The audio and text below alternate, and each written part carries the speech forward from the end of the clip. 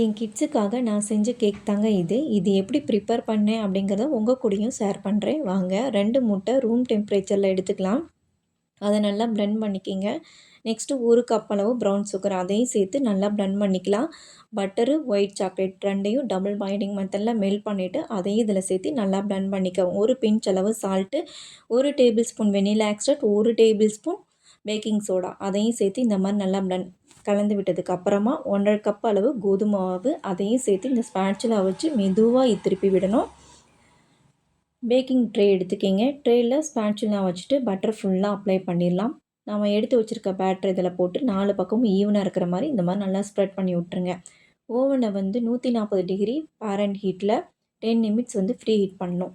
Next நம்ம எடுத்து வச்சுருக்க பேக்கிங் ட்ரேவை உள்ளே வச்சுட்டு ஒரு 30 நிமிட்ஸ் பேக் பண்ணி எடுத்தோன்னா நம்மளோட கேக் வந்து ரெடி ஆயிடுச்சு. நீங்களும் வீட்டில் ட்ரை பண்ணி பாருங்கள். ஹெல்த்தியான ஒரு ஈவினிங் ஸ்நாக்ஸாகவே இருக்கும். என்னோடய கிட்ஸ் என்ஜாய் பண்ணி சாப்பிட்டாங்க.